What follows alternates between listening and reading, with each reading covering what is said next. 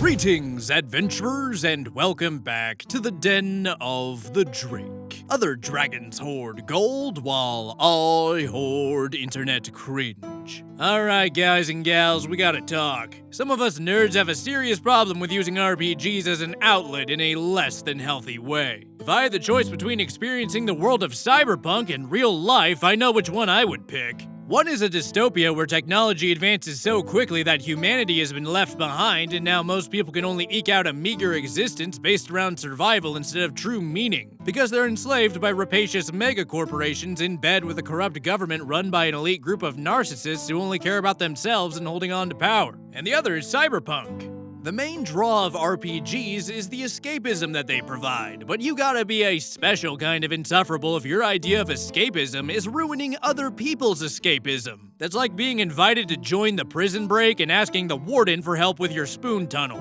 The story I have for you today stars a player whose idea of a fun time is making the most insufferable character imaginable, for the express purpose of forcing all the other players in his Cyberpunk Red group to resign to their fate of becoming NPCs in his story. Now, without any further delay, let's go ahead and dive right into the horrifying world of r/RPG Horror Stories. Enjoy. This week's story comes from Reddit user... Listen up, I don't have a lot of time before the dragon notices I'm here. There's a new episode of Dungeon Lunch Break out now, and if you've ever wondered what D&D monsters would taste like, you'll definitely want to check it out. Oh, maybe I should phrase that better. Ah, crap, gotta go. Unpriced Toaster, and is titled, Why Can't I Play a Psychopath? The game is Cyberpunk Red. We'd played maybe 4 sessions of this tense atmospheric thriller game. In Cyberpunk, all the players are basically lowlives working to make ends meet in a dark dystopian corporate hell. This was an online table with 4 regular players and 2 GMs, myself included. I mentioned the game online, and I got a message from someone asking about it. Hey, do you mind if I join your game? We'll call him Rick, and he seemed polite enough. Said he'd played the game for several years and was familiar with the system and setting, and had been looking for a good TTRPG group for a while, and the time slot fit his schedule. We liked his enthusiasm and figured, why not? A new voice could add energy, maybe a new narrative element. We welcomed him in. Red flag number 1. Rick submitted a very specific and unusual character. Something like an online gamer girl who wore cat ears and a tail on her stream, and her avatar who had been used and abused by the megacorps for her image. And now that she was old news, they threw her to the curb. They even surgically grafted the ears and tail onto her. Unconventional, but dystopian, so sure. I approved the sheet and even started integrating his character concept into the world's larger narrative. This could get interesting if they meet a fan, or the corporation decides that they want to use the branding again without her. But right before our first session, he messaged again. Hey, I made some changes. Some was an understatement. He'd completely overhauled the character. Different stats, new abilities, different gear, the works. The only thing that stayed the same was the ears, tail, and backstory. No time to review it, so we just rolled with it. To his credit, session 1 went great. Rick's character, Vera, played a bit like a lone wolf at times, not really following the plan the group had all agreed on. But they still completed the mission thanks to Vera's skills in infiltration and her gadgets. My players are happy to let someone else have the spotlight, and they gave him space to shine. He helped solve the mystery, even dealt the killing blow to the big bad at the end of the mission. We wrapped up feeling pretty good. It was a promising start. Twitch streamer. Why don't we start by grafting some dignity onto this guy to go with the cat ears, huh? So let's not get it twisted. The scenario where you had no time to review his character sheet was 100% planned. He very clearly wanted to pull a fast one on OP here, and let his robo-streamer become the menace we all know she was destined to become from the first utterance of the words cat ears and tail. I've heard stories of players trying to pull this sort of thing before. You know, bringing a completely different character than what was discussed to a game mere minutes before it's time to start, with the blind hope that the social pressure of inconveniencing the rest of the players will be enough to force the GM to give their new busted character a pass. Needless to say, but it's a pretty scummy move, but it's a very easy one to counter. Hey bro, we don't have time to review this new character. Can you just use the sheet I approved until I have time to look over this? Or if you don't feel like telling them that they can't use their new sheet, you can say, hey, I'll let you use your new sheet for this session, but I want to take some time to look over it before we start the next one. This way you don't sound overly controlling, while also having the option of letting everyone know, hey, I did not approve this character and I am not responsible for the shenanigans this guy wants to pull. Also, it's just really not a good look to immediately jump to the cheating accusations, especially since more likely than not, someone is making a genuine mistake, or they just don't understand the GM approval process. Now, all you have to do is remember to go back and actually check the damn thing, which is something I struggle with even at the best of times, because a life of eating paint chips has ruined my ability to remember anything that happened more than 5 minutes ago. Red flag number 2. The party was tracking a rival group of edge runners into a shopping mall. They didn't know who to trust and were expecting some corporate trouble. While they were surveilling together, Vera snuck off away from the group. When she came back, the other player asked where she went. All she said was, "Don't worry about it." The other PC pressed. Vera then said, "Oh, nowhere." So she was hiding something. The PC is on edge now, but they got back to surveillance. Then the twist. One of the rival group's NPCs seemed to recognize his character. Oh hey, I'm a huge fan. Are you Kitty Girl? Her online personality with cat ears and tail. Vera. Yeah, I am. Rival. Awesome. I'm so glad you're streaming again. Can I get an autograph? Vera. Sure. The rival leaves, amazed that they had met their favorite vlogger who hadn't uploaded in years and apparently started uploading again recently, unbeknownst to Vera. A standoff erupted in character. The party, feeling blindsided, demanded answers. Vera didn't have any. They want to know if she's compromised the mission by streaming the mission online. They want to know who she really is and who her online persona is. They say if she intends to stay in the shadows, she should burn her old identity and probably her new one if she's just been found out by this rival crew. The player got upset. "I paid a lot of money for this fake ID. I'm not just gonna get rid of it." Tensions start rising. One player is threatening violence if they don't get a straight answer. Another has their weapon ready if needed, but it was all in character, cinematic, intense, and grounded in the fiction. Then Rick left the game. No warning, no message, just quit mid-session and dropped from the Discord server. Later, he messaged me. "Everyone was being mean to me for no reason. They pulled guns on me and threatened to kill me and told me I had to burn my ID. You are all jackasses." The rest of the players were surprised, confused. They even apologized, worried that they had crossed a line. Eventually, Rick, my co-GM, and I had a chat, and he asked to come back. I left it to a party vote, and unanimously they decided to give him another shot. They all agreed to make new characters that would hopefully get along better.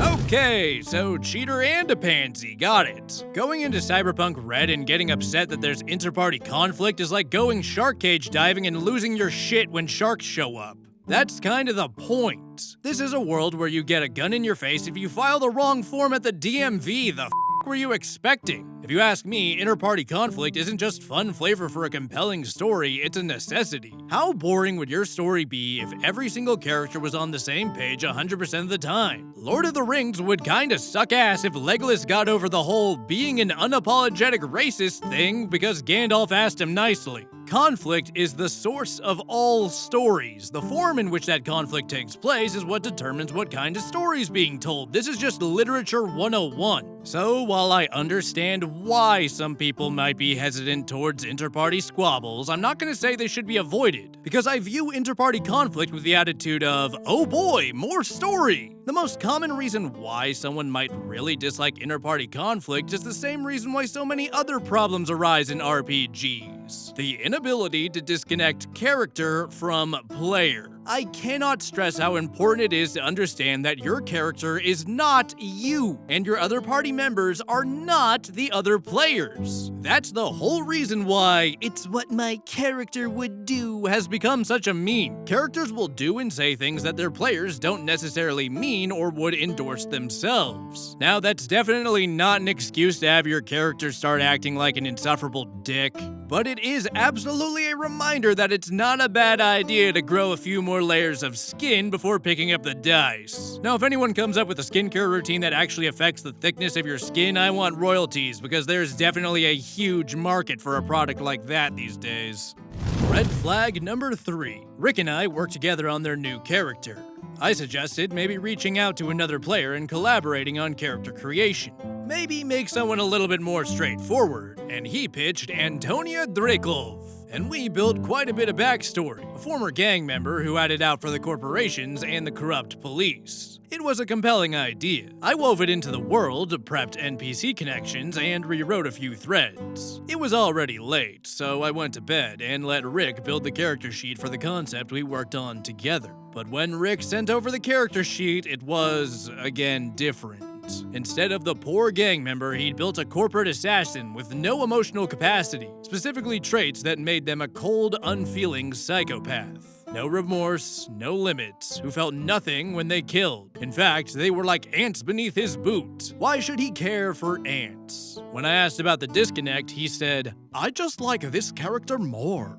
I suggested that we tweak the backstory, given that his new character is completely different from the other one, and to better integrate with the other characters who might not want to rely on and trust a full-on psychopath once they show their true colors. Maybe they can struggle with that psychopathy. A redemptive thread, maybe ask the other PCs for help, something to explore. Rick replied with, "Okay, but can that backstory qualify me for this one trait to get me more cybernetics?" I told him maybe we just stick with what he has. The game was starting soon. Nope.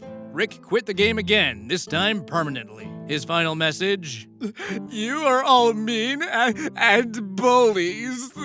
Reflecting back, the players were very generous. They gave him the spotlight, I rewrote parts of the world for him, and they voted to give him another chance after a walkout and being insulted as players. The players were patient, empathetic, and open to role-playing through tension. But it became clear that he didn't want to tell a story with us. He wanted to play by himself with the other players as NPCs. He never spoke to any of the other players, just me. He didn't speak to the other GM at all, just me. He didn't want to collaborate or compromise. Nobody is the villain in their own story, but sometimes you meet someone who just can't see the forest through the trees, and sometimes they burn the woods down before they're willing to share a path. End of story. Bro, the hypocrisy of trying to bring a character with a built-in excuse for killing everyone and everything and then leaving off with, "You are all bullies," is so cartoonishly stupid that I can hardly be mad at it. Oh wait, no, there it is. This guy. Rick's the textbook definition of a crybully. Someone who pushes themselves and their desires onto other people and then immediately flees into the I'm just a little guy" shtick when they encounter someone strong enough to be the slightest bit resistant towards their manipulation. To put it plainly, they cry like a bitch when there's a bigger fish. Slap that shit on a t-shirt and slap Rick in a trash can because I cannot stand people like this. If you're worried that you're accidentally being a crybully, don't, because it's a very easy thing to avoid. Step 1 is just don't be an asshole. It's like really easy to do, believe it or not. Now I can't do it because the life of eating paint chips has ruined my ability to remember anything that happened more than 5 minutes ago.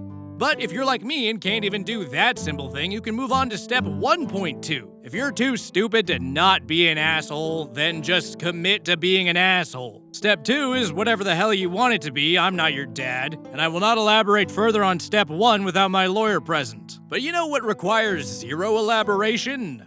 Fan art! That's right, how about we take a look at this week's Gallery of the Drake. This week's fan art comes from viewer The Dandy Horse and depicts the Drake crashing out after receiving too many fan art submissions depicting him as an adorably soft femboy. Look, I get it. When lifting weights and being cringe is part of the brand, you know there's gotta be a maid skirt hiding in a drawer somewhere. But last week I was drawn with a man bun and that shit went too far. Drake, I think you're taking this too far. Your therapist said, I am not a twink! it's just fan art. Do you even know what a twink is? No.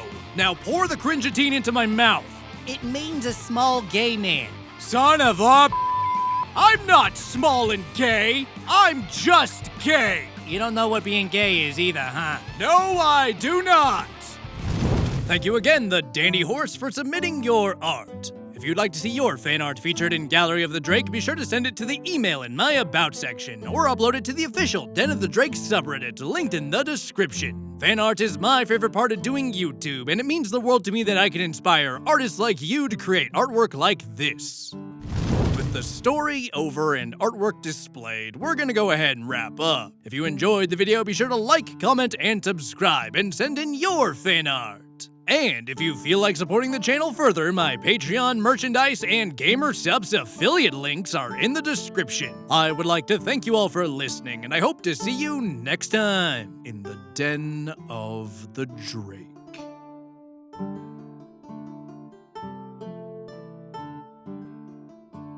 Hey bros and broettes, it's patron shoutout time. Ha! Karam Archivals, Cam the Badger, Bro Tater Todd, Soul Taker 666212, Gobshite, No Reedal Bell, Miramo Tao, and Matthew Mulqueenie. Thank you, Gigabards. Your money pays for my supplements. Yeah, we're gonna go with that.